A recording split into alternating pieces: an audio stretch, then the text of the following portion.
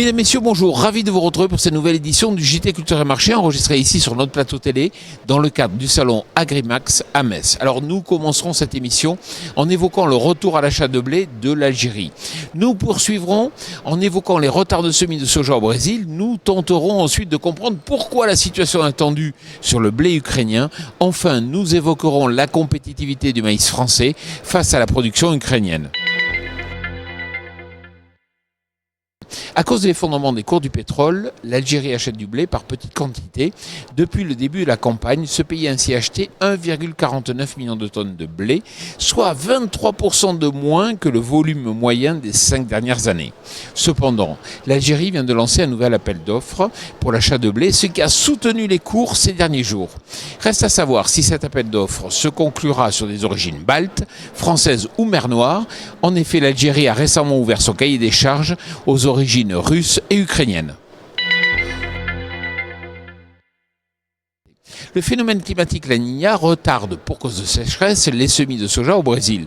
Le Mato Grosso, premier producteur de soja au Brésil, avec 27% de la production nationale, compte seulement 8% de soja semé à la date du 15 octobre, contre 21% en moyenne ces 5 dernières années.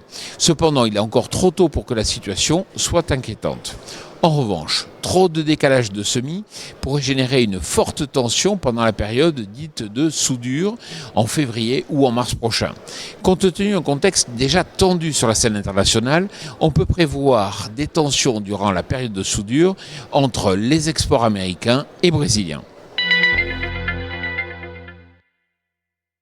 Enfin, l'Ukraine ne devrait plus peser à la baisse sur les cours du blé. Les ventes à l'export sont importantes alors que la récolte a été plus faible que l'an passé, de 1,4 million de tonnes à 26,9 millions de tonnes. Il ne reste plus à présent que 2,5 millions de tonnes de quotas de blé ukrainien à vendre d'ici la fin de la campagne. L'Ukraine sera désormais très discrète sur la scène internationale et c'est un facteur de pression baissière en moins sur les marchés internationaux. 7$ par tonne, c'est la différence de prix entre le maïs français FOB Bordeaux et le maïs ukrainien FOB Odessa, alors que c'est le double les autres années. Cela booste l'origine France et participe à la hausse actuelle des cours.